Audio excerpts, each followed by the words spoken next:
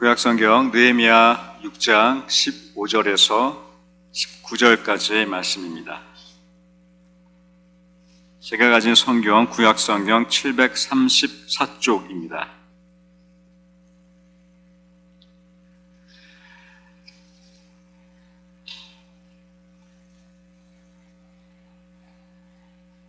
저 여러분이 한 절씩 교독하겠습니다.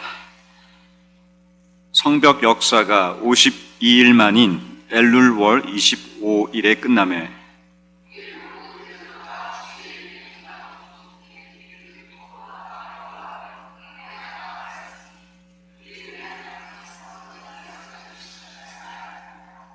또한 그때의 유다의 귀족들이 여러 번 도비아에게 편지하였고 도비아의 편지도 그들에게 이르렀으니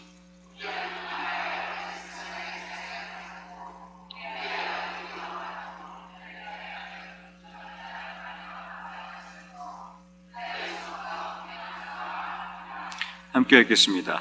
그들이 도비아의 선행을 내 앞에 말하고 또 내 말도 그에게 전하매 도비아가 내게 편지하여 나를 두렵게 하고자 하였느니라. 아멘. 우리 옆에 계신 분과 인사하겠습니다. 한 주도 수고하셨습니다.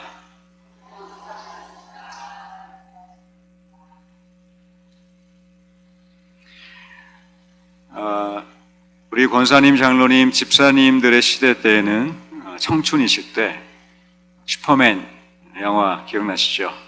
네, 그리고 전영록, 영화 제목입니다. 또라이.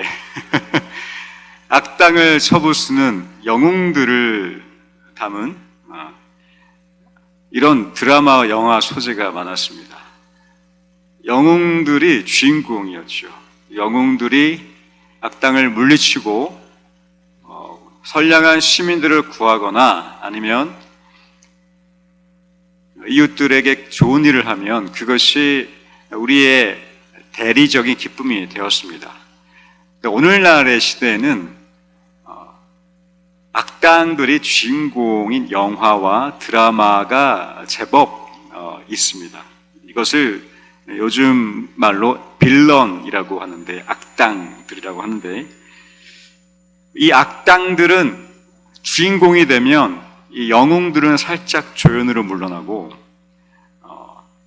그 악당들이 주인공이 되기 전에 몇몇 영화와 드라마는 영웅을 주인공으로 내세웠는데 이 시청자들의 반응, 독자들의 관심은 이 악당들에게 가는 거죠. 그래서 어느 순간 우리 영화를 보는 사람들, 드라마, 책을 읽거나 보는 사람들은 악당들에게 시선이 가기 시작하면서 이것이 하나의 유행처럼 움직인가 아닌가 싶습니다. 그래서 오늘 유행은 이 악당들이 주인공이 될 때가 간혹 있습니다. 이렇게 영웅과 악당이 동침하는 것을 볼 수가 있는데 이 글이 어쩔 수 없이 지내야 할 때도 있습니다. 우리 삶에도 인생을 많이 살아오신 우리 믿음의 선배 되신 우리 성도님들께서도 사시다 보면은 꼭 나를 괴롭히는 한 사람 꼭 있지 않습니까? 다 좋은데 저 사람만 아니면, 저 교인만 아니면, 저 집사님, 저 장로님만 아니면, 저 원사님만 아니면. 근데 어느 교회를 가도 그런 유형의 성도님들이 꼭 있더라는 것입니다. 피하면 또 나타납니다. 피하면 또 나타납니다. 우리는 이렇게 적이 아닌 적과의 동심을 할 때가 있습니다. 개인적으로 생각할 때는 저분은 내 삶의 악당 같은 사람으로도 보여지기도 하는데 이것을 우리는 적과의 동심이라고 얘기합니다. 어쩔 수 없이 부득이하게 관계를 해야 하고 나와 맞지 않아도 함께 있어야 되는 그런 상황 속에 있는 동행해야 되는 사람들이, 환경들이 있더라는 것입니다.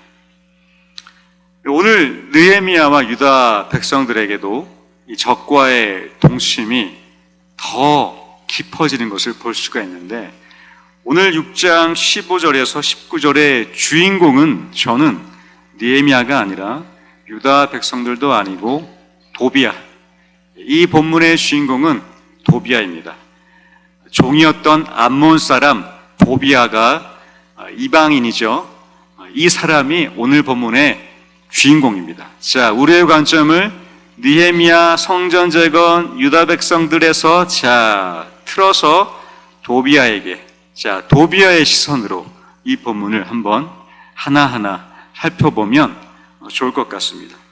도비야 그 사람은 종이었습니다. 느헤미야 서두에서 산발랏을 도비야를 소개할 때 이 도비야를 종이었던 암몬 사람이다라고 소개합니다. 그의 신분은 종이었습니다. 그랬기 때문에 그는 신분의 변화를 도모했을 것입니다. 그리고 이 아닥사스다 왕, 이 페르시아 정권에서 이 아닥사스다 왕의 정권에 딱 붙어서 한 자리를 갈망했는지도 모릅니다. 그래서 느헤미야가 성전을 재건한다는 소식을 들었을 때 그는 끈질기게 아닥사스다 정권에 서며 느헤미야를 괴롭히고 또 괴롭힙니다. 그러나 결국 15절에서는 성벽 역사가 끝이 나긴 합니다. 우리 15절 말씀 함께 우리가 한 목소리로 읽겠습니다. 성벽 역사가 52일 만인 엘룰러 25일에 끝나매. 자, 오늘의 주인공 도비야의 본격적인 행정에 앞서서 이 15절은 성벽 역사가 끝났다라고 시작합니다. 엘룰월, 유대 종교록의 6번째 달입니다. 오늘날 달력으로는 8월, 9월에 해당됩니다. 한여름에 성벽이 완성되었습니다. 공사가 언제 끝났는지에 대한 논쟁은 학자들마다 의견이 다를 수가 있습니다. 그런데 이 역사적으로 대부분의 학자들은 BC 444년경에 성전 재건이 완성됐다라고 추정하고 있습니다. 그러니까 이 성벽 재건은 착수한 시작일로부터 52일 만에, 성경에 기록된 대로 52일 만인 여름에 완공이 되었습니다. 한여름 지나고 이제 완공이 되기 시작했습니다. 빠른 시일 내에 성전이 생각보다 빨리 착공되었습니다. 느헤미야의 지도력, 유다 백성들의 연합 협동, 이 모든 것들이 협력하여 성전 재건이라는 큰 일을 이루어냈습니다. 무엇보다 하나님께서 인도하시고 역사하셨기 때문에 이런 영웅적인 이야기가 탄생이 되었습니다. 이렇게 느헤미야는 백성들과 함께 힘을 합쳐서 성전을 재건하였는데, 성전이 재건하고 나니까 16절에서 이러한 주위의 반응이 펼쳐집니다. 모든 대적과 주위에 있는 이방 민족들이 이렇게 반응합니다. 다 두려워했고 크게 낙심했습니다. 왜냐하면 우리 하나님께서 이 역사하신 것을 그들이 이해했기 때문입니다. 인정했기 때문에 그들의 마음은 낙심할 수밖에 없었습니다. 그런데 유난히 한 사람이 끈질기게 집요하게 포기하지 않습니다. 바로 17장에 등장하는 도비야입니다. 17절 말씀 함께 우리가 읽겠습니다. 또한 그때에 유다의 귀족들이 여러 번 도비야에게 편지하였고 도비야의 편지도 그들에게 이르렀으니, 자, 도비야가 본격적으로 정치를 하기 시작합니다. 도비야는 굉장히 영리한 것으로 판단됩니다. 어떻게 하면 느헤미야를 좀 더 압박할 수 있을까? 그의 관심은 유다 귀족들에게 향합니다. 그리고 본격적으로 유다 귀족들과 왕래하기 시작하는데, 또한 그때에라는 이 말씀을 히브리어로 직역하면 이렇게 해석됩니다. 그런 날들에, 또한 그런 날들에. 자, 날들이라는 복수가 쓰였는데, 그러니까 유다 귀족들과 도비야는 한 번 왕래한 것이 아니라 느헤미야가 성전을 재건할 때에 이미 도비야와 유다 귀족들은 서로 왕래가 있었습니다. 그런 여러 날들 속에 유다 귀족과 도비야는 내통이 시작됐던 것입니다. 이 내통은 도비야의 입지를 더 넓혀서 유다 백성들 가운데로 점점 침투하기 시작합니다. 그러니까 도비아는 이 편지를 주고받으면서 분명히 이 성벽 재건을 진행하는 가운데의 상황과 내부적인 갈등, 모든 일들을 대신해서 들으면서 소식을 접할 수 있었을 것입니다. 그러면 동시에 도비아는 이 유다 백성, 이스라엘 공동체에서 아마 중요한 강한 영향력을 행사하고 있었을 것입니다. 왜냐하면 유다 백성의 지도층인 귀족들과 내통하기 시작했기 때문입니다. 도비아가 당시 포로 귀환이었던 이 공동체, 유다 포로 공동체에서 유력하였던 아라 가문의 사회가 되었다는 사실이 18절에 등장합니다. 18절 말씀 함께 제가 한번 읽어보겠습니다. 도비아는 아라의 아들 스가냐의 사위가 되었고, 아라의 아들이 나오는데, 자, 여기서 아라의 아들을 좀 설명해 드리겠습니다. 이 아라는 유다 백성들 가운데에 아주 유력한 가문이었다고 합니다. 그러니까 이 귀족들 사이에서도 아주 핵심적인 귀족층에 있던 아라의 사위가 되었습니다. 종이었던 도비아가 귀족 가문에 편승하기 시작합니다. 그의 신분 탈출을 위한 노력이 본격적으로 시작되고 있습니다. 그리고 이어서 18절에 이렇게 나와 있습니다. 베레가의 아들 무슬람의 딸을 아내로 맞이하였고, 도비아의 아들이 무슬람의 딸과 결혼을 하게 됩니다. 자, 무슬람은 어떤 사람이었을까요? 느헤미야 3장 4절과 30절의 말씀에 의하면 이 성벽 재건할 때 누가 무엇을 지었고 할당되는 구역이 나오는데 거기 무슬람이 등장합니다. 이때는 무슬람이 두 지역이나 보수했다라고 나오면서 당시 포로 귀환 공동체에서 가장 큰 영향력을 행사한 그는 제사장이었습니다. 자, 그러면 도비아는 유다 귀족들 가문에 진출했고요, 동시에 제사장 가문에도 진출하기 시작합니다. 자, 지도층뿐만 아니라 유다 백성의 그 당시의 성직 위치는 막강한 영향력과 그들의 신앙이 있고 삶이었기 때문에 제사장은 엄청난 힘을 가지고 있었죠. 그러니까 도비아는 지도층과 신앙, 종교층 이 두 타겟을 노리고 아주 지혜롭게 유다 백성 가운데로 침투하고 있는 장면입니다. 이 같은 사실은 도비아가 유다 사회의 지도층들과 얼마나 긴밀한 관계를 맺고자 한 그의 몸부림, 끈질긴 노력을, 치밀함을 볼 수가 있습니다. 그래서 저는 도비아가 오늘 본문의 주인공이라고 과감하게 소개해 드리고 싶습니다. 뿐만 아니라 느헤미야의 후반부에 보면은 이 도비아가 어느 정도 혜택을 받았는지 기록되어 있는데, 그는 대제사장 엘리야십에 의해서 성전 내부에 자신의 방을 하나 받게 됩니다. 우리 느헤미야 13장 4절에서 5절까지 말씀 함께 읽겠습니다.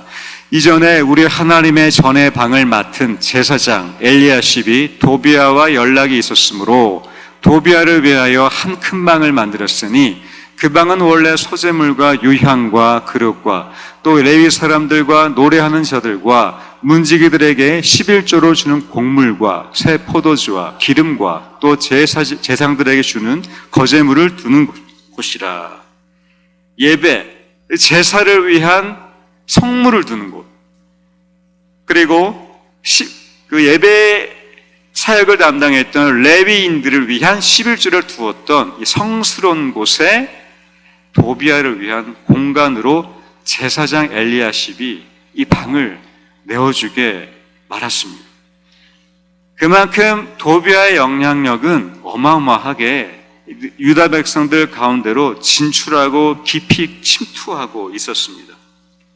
제사장의 판단력이 흐려졌고 이 암몬 족속, 이방 족속, 느헤미야의 성전 재건을 방해했던 도비아에게 성전의 방 하나를 내어줄 정도로 더 이상 유다의 지도층들과 이 종교 지도자층은 무너지기 시작했습니다. 판단력이 이제는 흐려지고 결코 어떤 것이 옳은지 아닌지 분간할 수 없을 정도로 도비아는 유다 백성들 깊이 있게 침투하고 있었습니다. 이것은 이 성벽 재건이라는 성전 재건의 사명을 감당한 느헤미야를 전방위로 압방하고 그를 이 코너 구석으로 몰기에 충분한 입지였습니다. 우리 19절의 말씀도 함께 읽겠습니다. 그들이 도비아의 선행을 내 앞에 말하고 또 내 말도 그에게 전하매 도비아가 내게 편지하여 나를 더럽게 하고자 하였느니라. 그들 유다 귀족들입니다. 이 유다 귀족들은 제사장들은 도비아의 선행을 느헤미야에게 말합니다. 이보게 느헤미야야, 도비아가 우리 유다 사람들에게 이런 좋은 일을 하고 있다.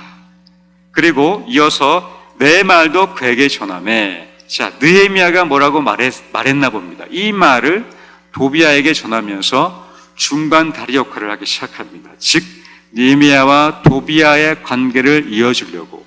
이것은 도비아가 느헤미야의 영향력 안에 들어가는 것이 아니라 느헤미야가 도비아의 영향력 안에 들어갈 수 있도록 이 대다수의 사람이 이 소수의 느헤미야를 이 도비아 안으로 끌어들이고 있는 장면입니다. 그리고 도비아가 편지를 합니다. 도비아가 내게 편지하여 나를 두렵게 하고자 하였느니라. 이 도비아는 결국 편지를 보내서 느헤미야를 계속해서 두렵게 하고 있었습니다.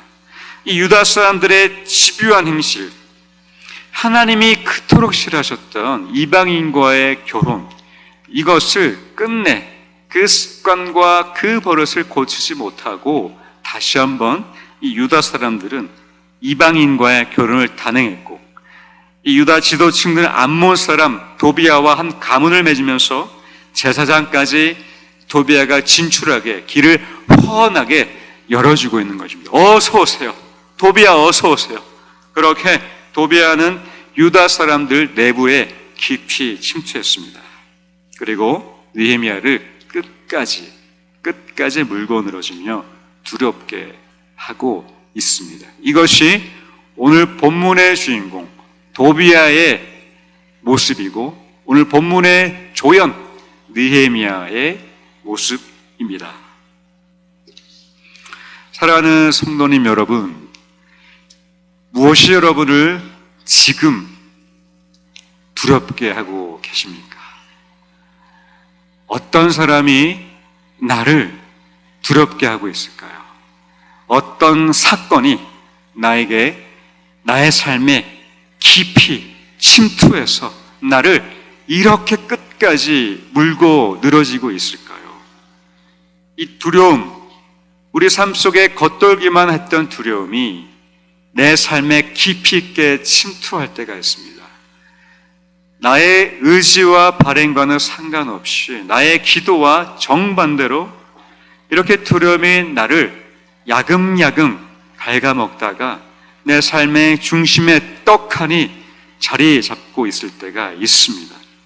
그때가 지금이시라면, 지금 나를 두렵게 하는 것이 재정이라면, 건강이라면, 어떤 사람이라면, 어떤 일이시라면, 가족이시라면 우리 시편 3편 6절 말씀을 함께 읽고 함께 이 말씀을 기억하고 싶습니다. 우리 시편 3편 6절 말씀 함께 읽겠습니다.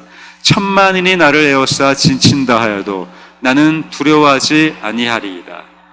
다윗의 고백입니다. 천만인이 나를 에워싸 진친다 하여도 두렵지 않을까요? 저는 두려울 것 같습니다. 저는 천만인이 저를 에워싸면 저는 도망갈 것 같아요. 여러분 어떠실 것 같습니까? 천만인이 지금 유다의 지도층들이, 귀족들이 이 천만인 같은 유다 지도층 제사장들마저 이 느헤미야의 반대편 선에 계시다면 여러분 어떠실까요? 저는 이런 마음을 좀 나눠드리고 싶습니다. 두려움은 두려운 것입니다. 예. 두려움은 두려운 것입니다. 두렵지 않습니다. 난 두려우지 않겠습니다. 라고 이 믿음의 고백 소중한데, 그러나 두려운 것은 두려운 것입니다. 저는 두렵습니다. 저는 천만인이 에워싸면, 저는 시편 3편 6절의 고백을 다시 쓴다면 저는 이렇게 쓰고 싶습니다. 천만인이 나를 에워싸 진친다 하면 나는 두렵습니다. 나는 정말 무섭습니다. 이렇게 쓸 것 같습니다. 두려움은 두려움입니다. 두려움은 자연스러운 우리의 감정과 반응이라고 생각합니다. 그런데 두려워하지 않는 이유가 있기 때문에 두려워하지 않다고 다윗은 이렇게 고백했는데, 바로 시편 3편 5절에 하나님이 계셨기 때문입니다. 5절 말씀 제가 읽어드리겠습니다. 내가 누워 자고 깨었으니 여호와께서 나를 붙드시미로다. 눕고 자고 깨었는데 하나님이 나를 붙들고 계셔서 다윗은 두 발 뻗고 그냥 누워서 잤습니다. 그렇게 자고 일어났더니 하나님 나를 붙들고 계시네. 그래서 6절 말씀, 천만인이 나를 에워싸도 나는 두려워하지 않습니다 라고 고백합니다. 하나님이 나를 붙드신다면, 우리를 붙드신다면 우리는 눕고 잘 수 있습니다. 그리고 우리는 또 깨어서 하루 아침을 맞이할 수가 있습니다. 이 느헤미야가 이 성전의 재건 속에 두렵게 하는 것들이 계속 있었지만, 심지어 도비아가 유다 귀족층과 관계를 맺고 그의 입지를 넓히고 있었지만, 끝내 느헤미야는 성전을 재건하고 이스라엘 유다 백성을 개혁하며 정화하며 끝내 그에게 주신 사명을 완수하게 됩니다. 우리 담임 목사님에게 갑작스럽게 닥친 질병도 그렇습니다. 두려움과 큰 불안 가운데에 우리는 기도했지만 하나님은 끝내 우리 교회와 목사님 붙드셔서 우리를 신실하게 인도하시며 회복시키시고 우리를 다시 소망 가운데로 인도하고 계십니다. 우리의 삶도 그렇습니다. 우리의 고난과 두려움이 날로 우리의 삶 중심에 올수록 그때 기억하십시오. 두려움이 클수록 하나님이 더 크게 우리를 붙드십니다. 두려움이 클수록 하나님은 더 크게 우리를 붙드십니다. 왜냐하면 우리가 천만인에 둘러싸여서 두려워하는 것을 하나님은 쪽팔려 하시기 때문입니다. 그의 이름의 영광을 위해서 그런 순간을 결코 두지 않으시기 때문입니다. 우리를 눕고 자고 깨우셔야 하기 때문에 하나님은 우리를 더 크게 붙드시리라 믿습니다. 이것이 바로 적과의 동침입니다. 우리에게 찾아온 이 깊숙이 찾아온 두려움 가운데에 우리는 더 즐거이 두려움과 함께합니다. 두려움을 극복하거나 내어 쫓지 않아도 괜찮습니다. 왜냐하면 하나님의 천만인 가운데에 우리를 눕고 자게 깨우시기 때문입니다. 우리는 눕습니다. 천만인 가운데 우리는 잡니다. 천만인 속에서 우리는 깨어납니다. 천만인 에워싼 그 순간에, 왜냐하면 하나님이 우리를 크게 더 단단하게 붙드시기 때문입니다. 저는 이 두려움 속에, 이 삶 속에 깊이 침투한 우리의 두려움이 있으시다면 오늘 이렇게 고백하고 싶습니다. 두려워하지 않겠습니다. 고백하기보다 두려움을 내쫓으며 우리 극복하려고 하기보다 이 두려움과 동침하며 이 적과 함께 동행하며 그 가운데에 눕고 주무시고 깨어나시길 주님의 이름으로 축원드립니다. 그것이 바로 기독교 신앙입니다. 그것이 바로 우리가 믿는 하나님이십니다.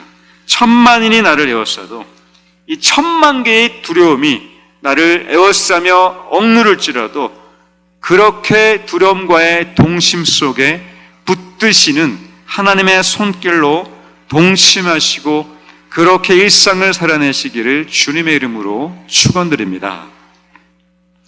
함께 말씀을 생각하며 함께 기도의 자리로 나아가겠습니다.